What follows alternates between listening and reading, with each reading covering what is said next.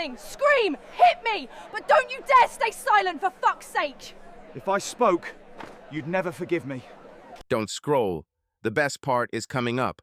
Subscribe, hit like, and drop a comment. Leo saw her through the firehouse glass, and his heart slammed like he was back on a minefield. Mia Caldwell stood by the ambulance, hands on her hips, arguing with a young paramedic who was awkwardly clutching a tablet. The wind tugged at her chestnut hair, tied back in a ponytail. 4 years. 4 damn years, and he would have recognized her in the dark by the way she snaps her head when she is annoyed, by the line of her shoulders he once knew by heart. Sullivan, you going to stand there, or are you going to help? Sheriff Dees nudged him with an elbow, hauling a box of protein bars toward the evacuation center. Leo grabbed his own box without taking his eyes off Mia. Does she know I am here? Your mom told everybody you were coming. Dees sighed. Listen, kid, if this is a problem, it is not a problem. A lie. It was a goddamn disaster. He slipped in the back way, hoping to get the boxes into the parish hall storeroom without being seen. But his mother, Clara Sullivan, a woman who could organize an entire county's evacuation with one hand tied, cut him off by the kitchen. Are you avoiding her, or are you avoiding yourself? Mom. Do not mom me. She took his chin, the way she used to when he lied about the broken vase as a kid. She is getting married, Leo, the day after tomorrow. If you have something to say, say it now, because later will be too late. His throat clenched. She made her choice. So did you, when you left without saying goodbye. His mother's gaze was firm, not unkind. Only she chose safety, and you chose loneliness, and both of you lied to yourselves that it was love. He did not answer because she was right.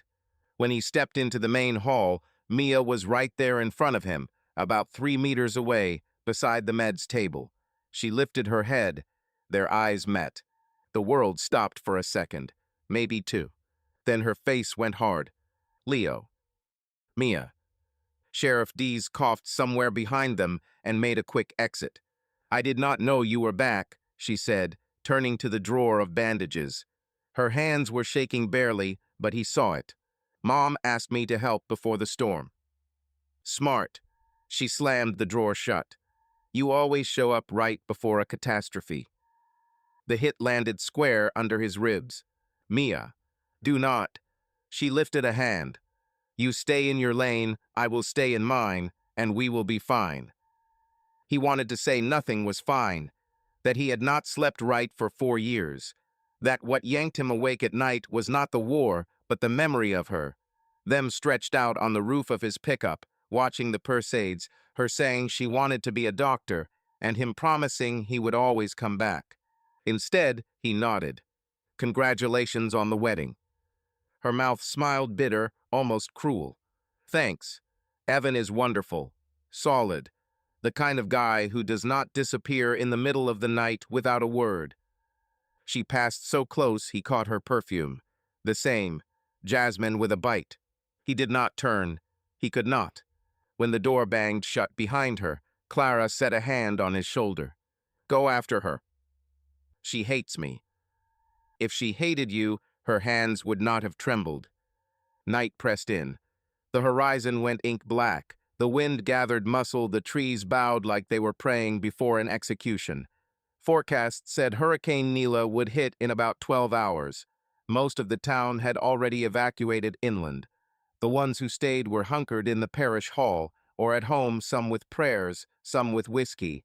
Leo stood on the empty street, smoking, watching Mia get out of a car in front of the Blue Harbor Motel.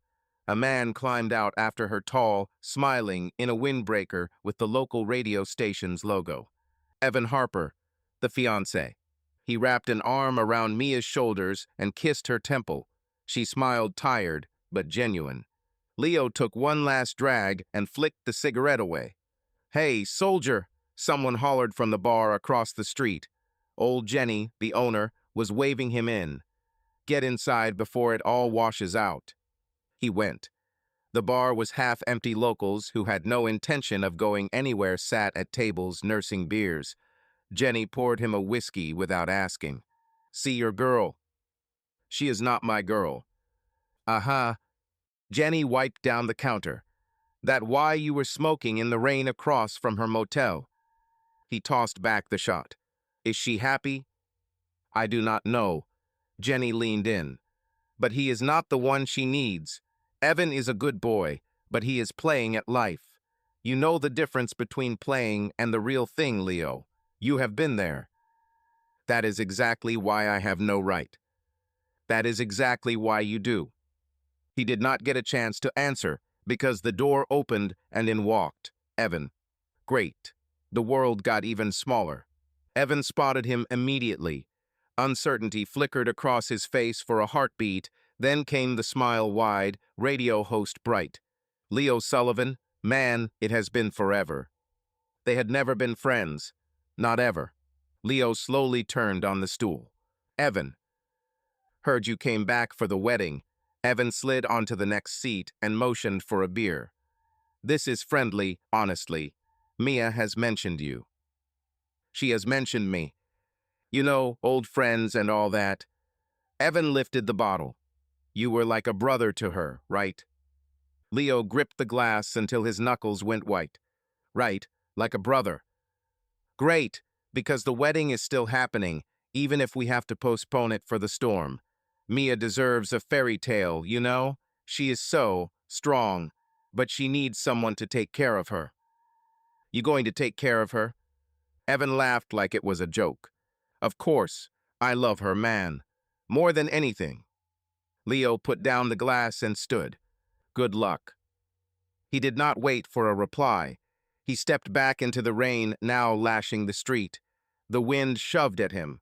Somewhere far off, a siren wailed a flood warning. A few hours later, his phone buzzed. A message from Dee's. Evan Harper went with the volunteers into the evacuation zone to shoot a story. Idiot, we lost contact. Mia is already on the way to look for him. Stop her, or she will get herself killed. Leo ran for his pickup without thinking. His heart pounded wild. He knew these roads. He knew the swamps. He knew where the water rose first and where you could get stuck forever. He knew exactly where Mia would go. He caught her on the old coastal road where asphalt gave way to gravel and gravel to soup. Her Jeep's headlights seesawed in the dark, fighting the wind.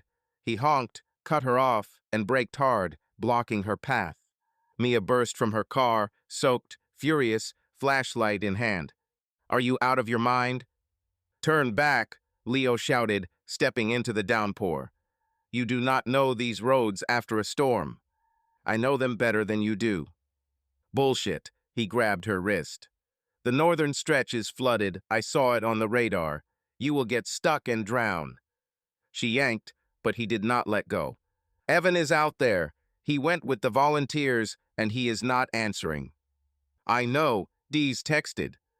Then why are you here? Because you are. Silence. Only rain and wind. Mia stared at him, eyes wide, full of tears and rain. Why do you always show up, Leo? Why exactly when I do not need to see you? Because I am an idiot. He unclenched, released her. And because I cannot watch you die.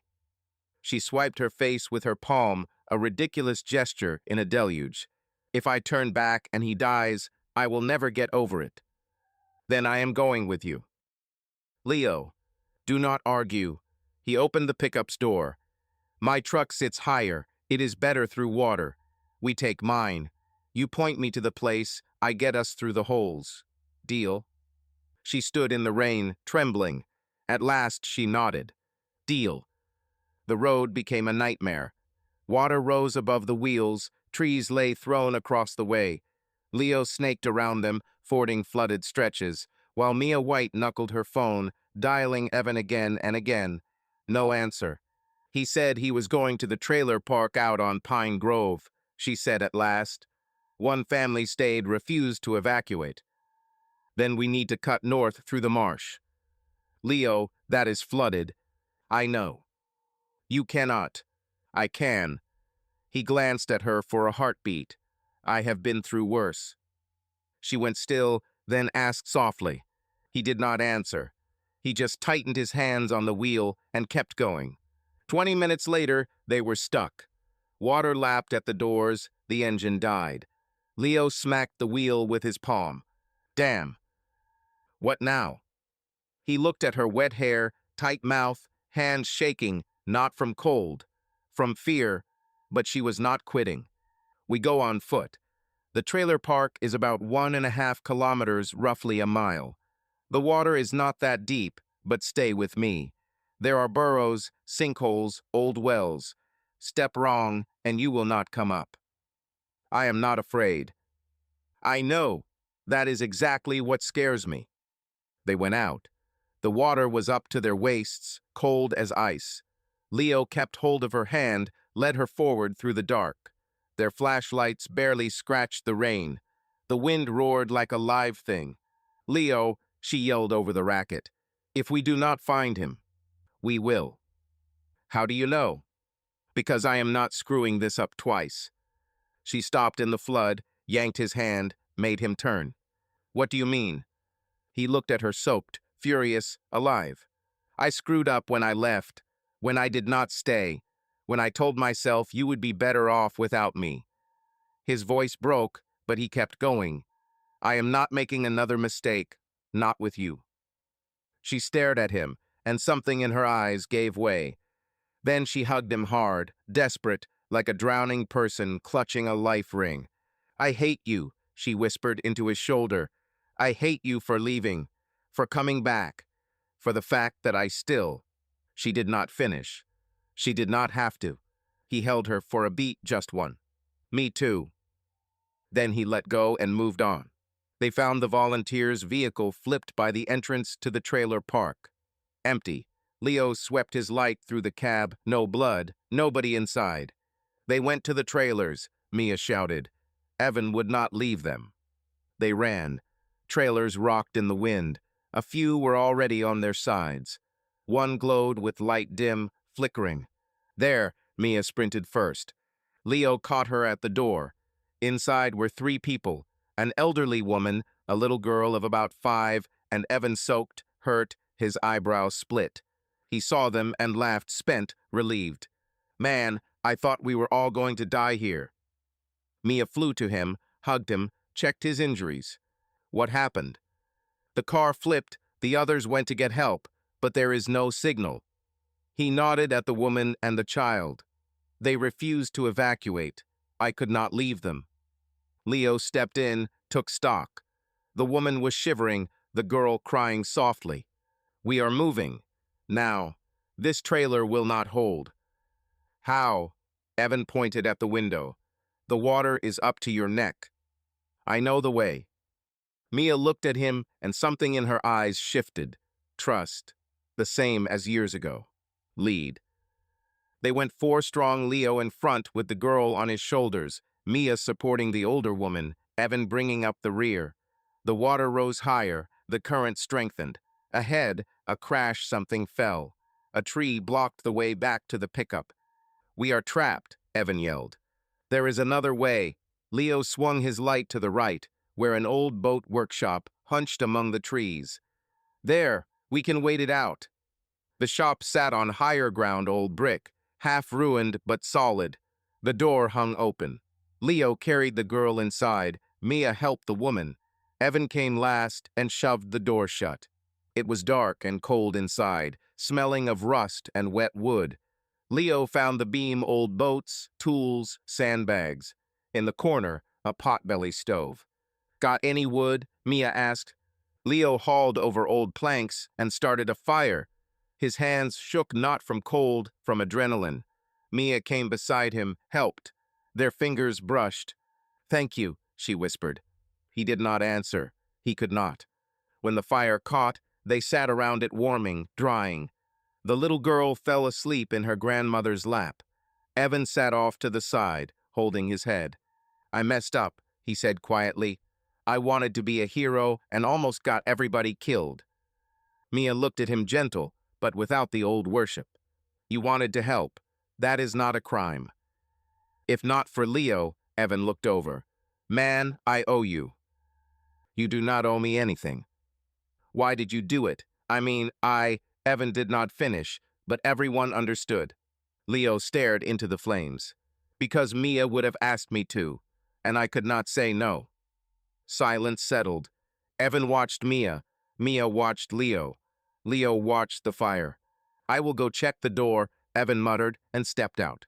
They were alone if you did not count the sleeping woman and the child. Mia shifted closer. Leo. Do not. I have to. She set a hand on his knee. I have a right to know. Why did you leave? He shut his eyes. Because I did not come back the same. What? I came back from the war, not the man who left. He opened his eyes and met hers. I saw things, Mia, did things. And when I got home, I was afraid that if you saw what I had become, you would never look at me the same way again. She squeezed his knee. You decided for me. I was trying to protect you. From you, her voice trembled. Leo, you idiot. I did not want protection. I wanted you. And now? She went still. The wind howled beyond the windows. The fire popped. Now I do not know what I want. She drew her hand back. I am getting married the day after tomorrow, Leo. Or I was supposed to. I cannot just. I am not asking. He turned to her. I am just telling the truth. I loved you. I love you. Even if you choose him, I will survive it.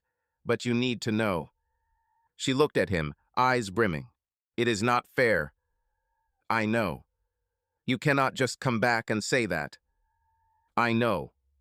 Leo, she cut herself off as Evan came back inside. He looked at both of them, and there was no anger in his face, only sadness. She chose you, did she not? He said softly. Mia rose. Evan, it is all right. He smiled, sad, honest. I have seen the way you look at him. I always have. I just thought maybe I could. He stopped. It does not matter. Evan, I did not mean to. I know. He stepped in and hugged her. I love you too, Mia. That is exactly why I am letting you go. She cried into his shoulder. Leo turned away. He could not make himself look. When Evan released her, he looked at Leo. If you hurt her, I will kill you. Fair enough. Evan nodded and went back to where the woman and the little girl were sleeping to give them space. Mia stood in the middle of the workshop alone, unmoored. Leo came closer. Mia. She lifted her head. I do not know what to do. Do nothing. For now, he took her hand. Just be.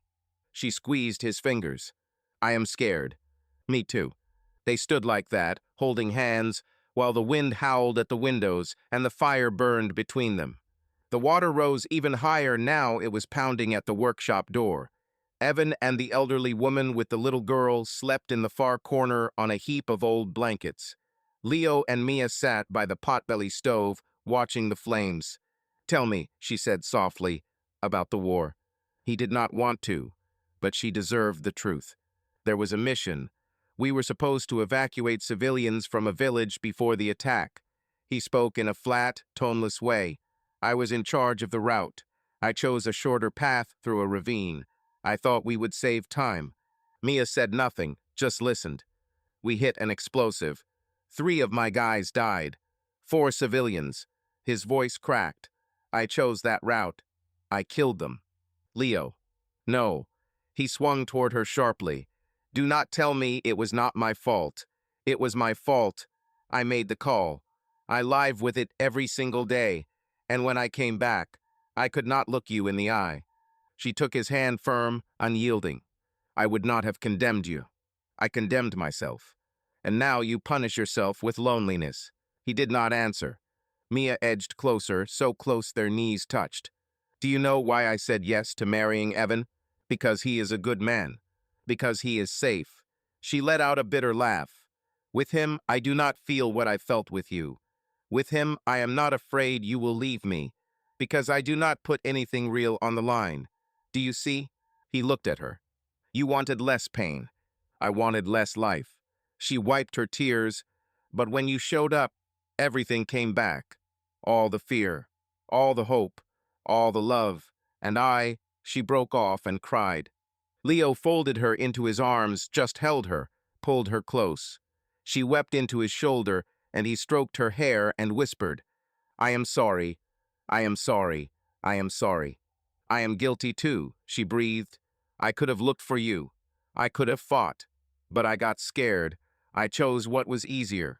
We both messed up." She lifted her face and met his eyes so close he could see every tear. "What now?" "I do not know." "Leo, I want to kiss you," he said honestly. "But not here. Not like this. Not until you are sure." She fisted his shirt. "And if I am never sure, then I will wait." "How long?" "As long as it takes." She laughed through tears softly.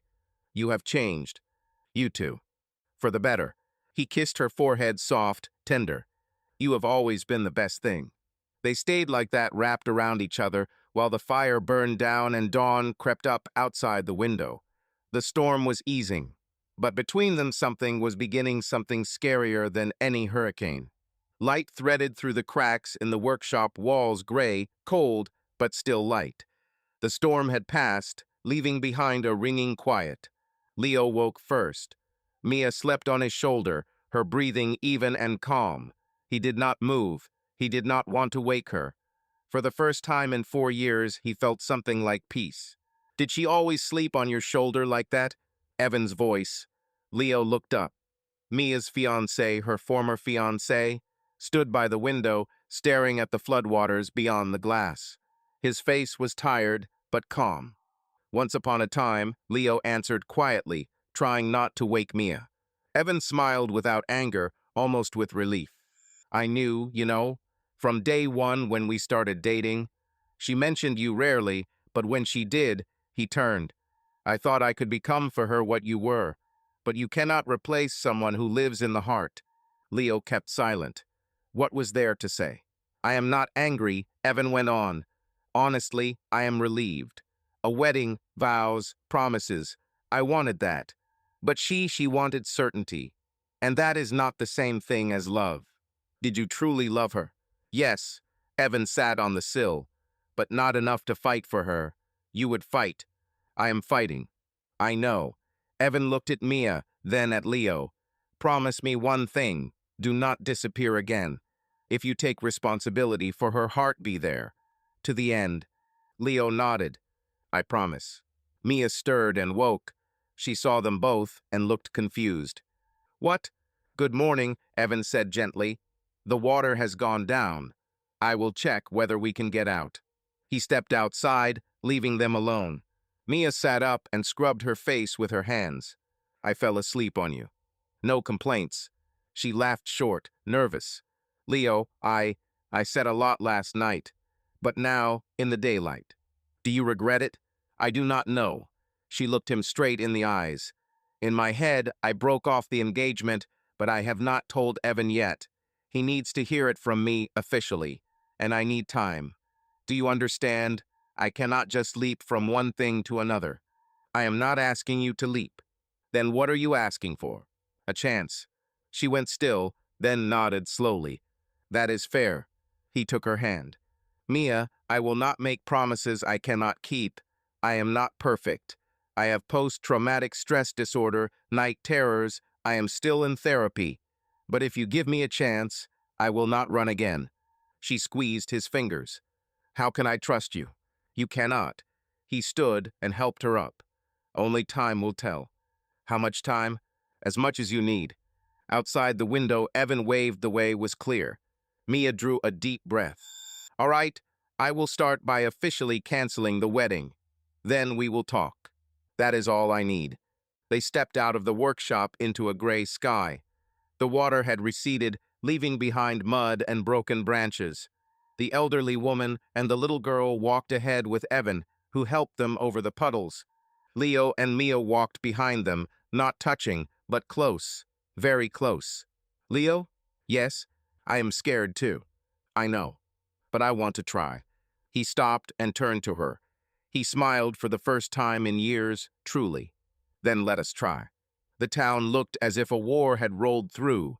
Trees torn down, roofs ripped off, streets underwater. But people were already coming out of their shelters, starting to clean up, to help each other. That resilience was exactly what Leo loved about this place.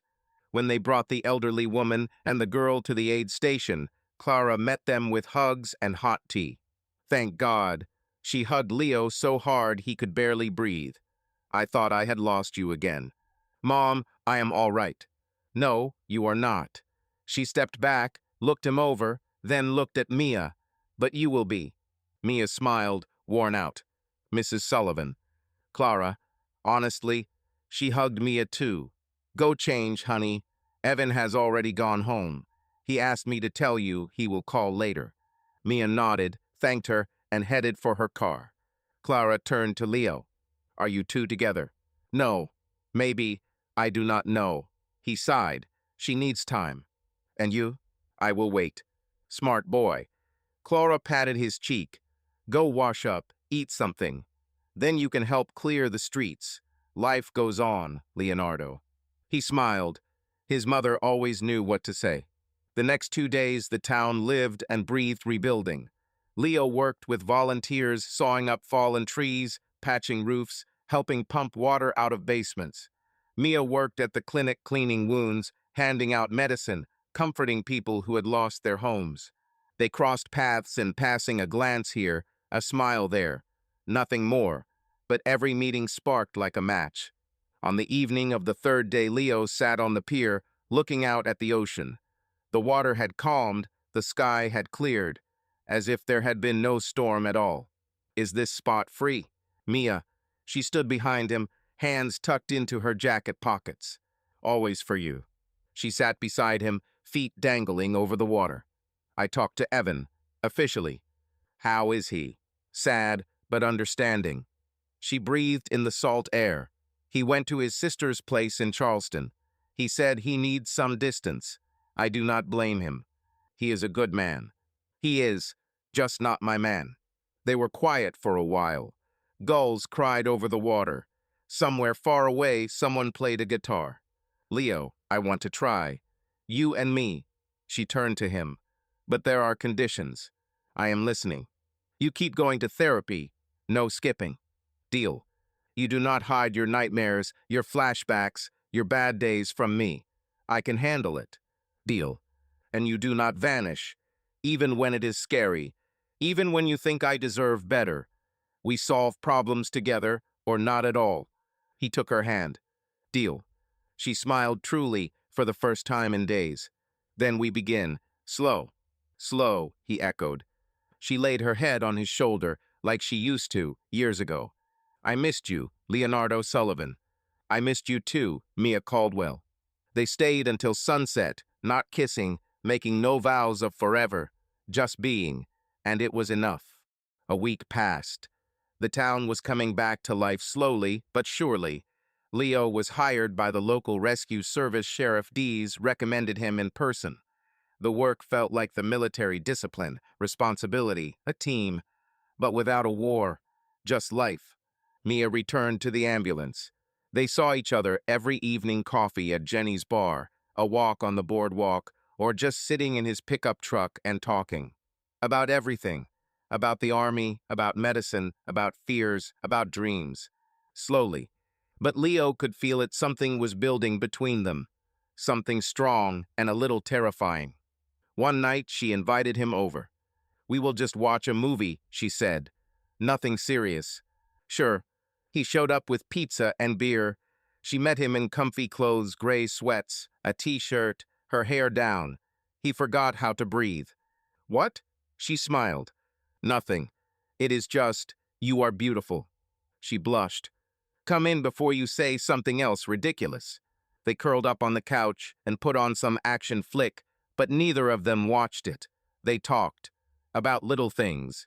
About how Mia rescued a cat from a tree that day, how Leo helped old John fix his roof.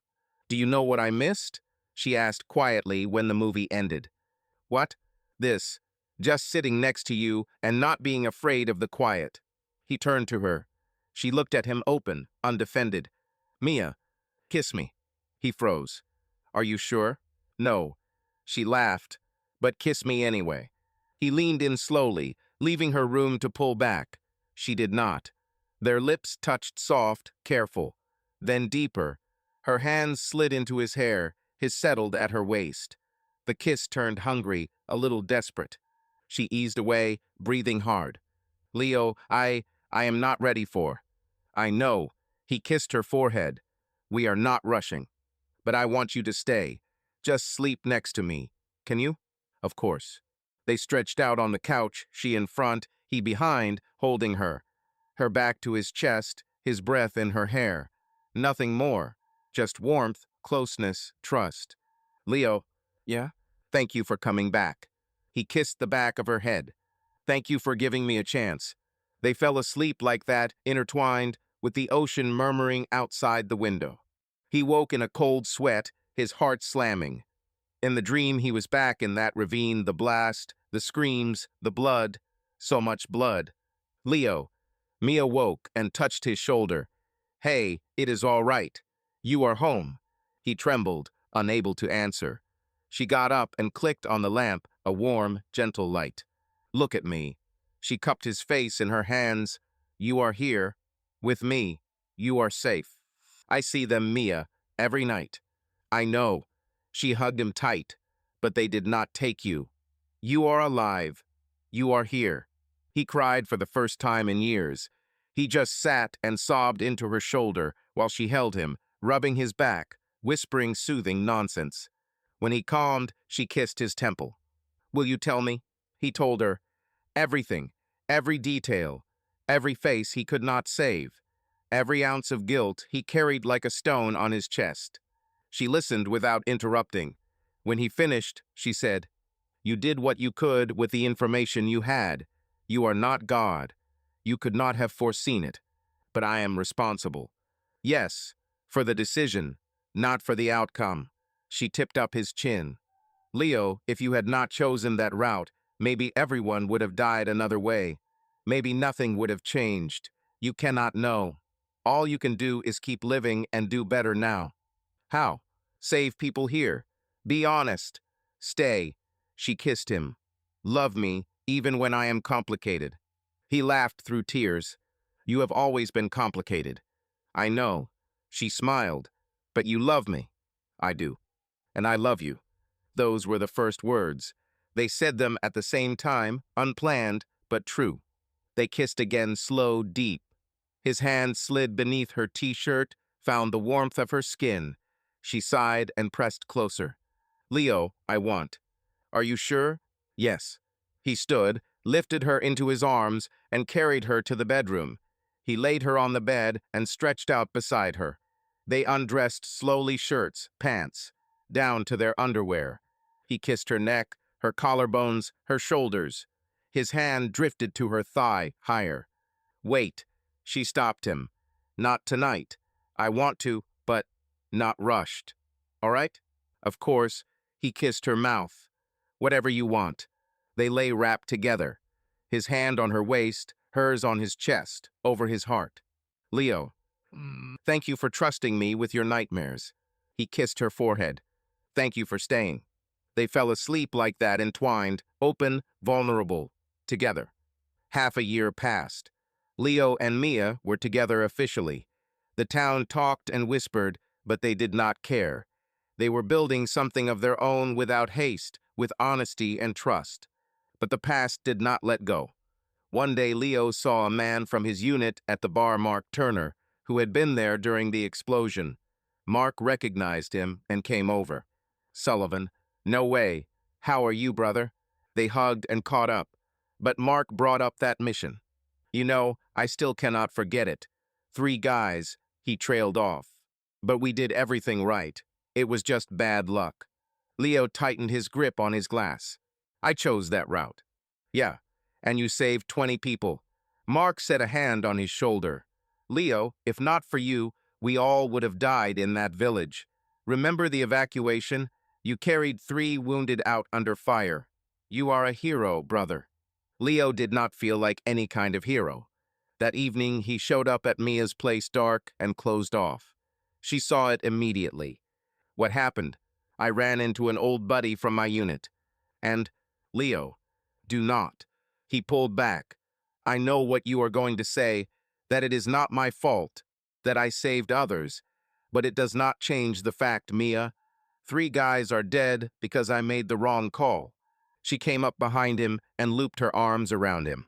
Yes, 3 guys are dead, and it is awful. And you carry that. She kissed his shoulder. But 20 people are alive, and they carry you in their hearts as the man who saved them. Both things are true, Leo. Why do you choose to believe only one? He turned and looked at her. Because I do not deserve forgiveness. Who said so? She touched his face. Leo, you are not God. You are human. Humans make mistakes, and they are allowed to be forgiven, even by themselves. I do not know how. Then let me help. She kissed him gentle, patient. He pulled her close, clinging to her like she was the only thing keeping him grounded. I am afraid you will leave when you see how broken I am. Fool. She laughed through tears. I can already see, and I am still here. Why? Because I love you, all of you. Cracks and all. He kissed her, desperate, hungry. She answered in kind. They barely made it to the bedroom, shedding clothes as they went, t-shirts, jeans, everything. On the bed he paused and looked at her naked, beautiful, his. Are you sure? Yes. A year later. The wedding was small, only the closest people. Clara cried happy tears. Dees stood up as best man. Evan and his girlfriend sat in the front row. Jenny baked the cake. Leo and Mia exchanged vows on the beach barefoot, with the surf in their ears. She wore a simple white dress. He wore a suit without a tie. It was perfect. Do you promise to stay? She whispered against his lips. I promise, he said. Forever. And he kept his word. Because some storms are worth surviving. So you can find the shore where someone is waiting for you. Subscribe to our channel so you do not miss out, because this is nothing compared to what is coming next. If you are under 18, do not even think about clicking next.